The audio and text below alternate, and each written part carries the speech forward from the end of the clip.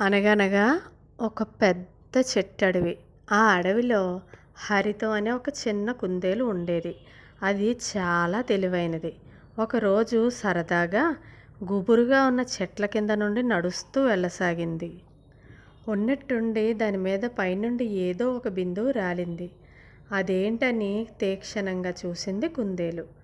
కాస్త జిగురుగా అనిపించేసరికి ఏంటని తల పైకెత్తి చూసింది. అక్కడ దానికి పెద్ద తేనె పట్టు కనిపించింది. దాని నుండి తేనె బిందువులు ఒక్కొక్కటిగా కిందకి రాలుతున్నాయి. ఎలాగైనా ఈ తేనెను పట్టుకోవాలనుకుంది హరితం. దానికోసం ఏం చేయాలా అని ఆలోచిస్తుంటే దూరంగా బాదం చెట్టు కనిపించింది. వెంటనే అక్కడికి వెళ్ళి 4 పెద్ద ఆకులు తీసుకువచ్చింది. వాటికి ఎండిపోయిన పుల్లలు గుచ్చి ఒక చిన్న దొన్నెలా తయారు చేసింది. తేనె చుక్కలు పడుతున్న చోట ఆ దొన్నెను పెట్టింది. అది నిండే వరకు ఎంచక్కా అక్కడే ఆడుకుంది. సాయంత్రానికి అది నిండిపోయింది.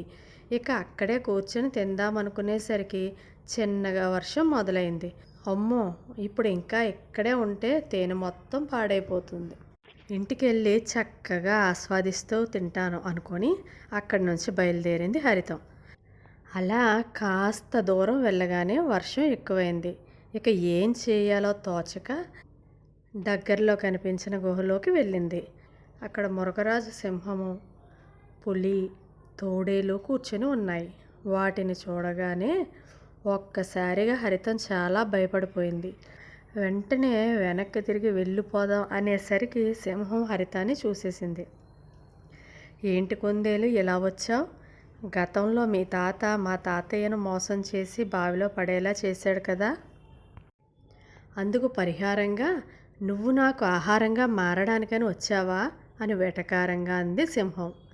ఆ మాటలకు హరితం బెదిరిపోయింది. కానీ ఎలాగైనా తప్పించుకోవాలని ఒక పథకం వేసింది. ప్రభు, మా తాత చేసిన తప్పులకు పరిహారంగా మీరు నన్ను తినాలని అనుకుంటున్నారు. నేను అసలు మీ పంటి కిందకు ఒక మూలకు కూడా రాను. కానీ మిమ్మల్ని నేను మరింత బలవంతులుగా చేయడానికి మంత్రించిన తేనెను తెచ్చాను అని దాని చేతిలో ఉన్న తేనె చూపించింది హరితం. అది చూసి నువ్వు కూడా నన్ను మోసం చేయాలని చూడడం లేదు కదా అని అనుమానంగా అడిగింది సింహం. మృగరాజా, మోసం చేస్తే మీరు నన్ను చంపేస్తారని తెలుసు. నేను అంత సాహసం చేస్తానా అని బదులిచ్చింది హరితం. అయితే ఇవ్వు, ఆ తేనె ఇప్పుడే తాగేస్తాను అంటూ ముందుకు వచ్చింది సింహం. అప్పుడు హరితం, ప్రభు, ఒక చిన్న మనవి. ఈ తేనెలో తోడేలు తోకను ముంచి తింటేనే పనిచేస్తుందని మా అమ్మ చెప్పింది అంది. ఆ మాటలు విన్న తోడేలు కంగారుపడి అక్కడి నుంచి పారిపోయింది.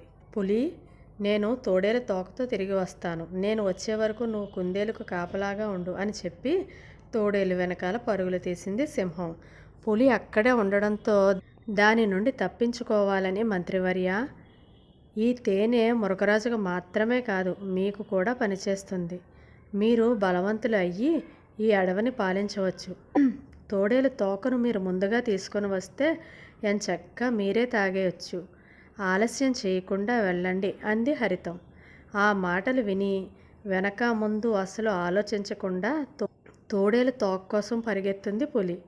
ప్రాణాలు పోయే పరిస్థితిలో కూడా సమయస్ఫూర్తితో వ్యవహరించి కుందేలు తన కష్టపడి సంపాదించిన తేనెతో పాటు ఆ జీవుల బారి నుండి తప్పించుకుంది.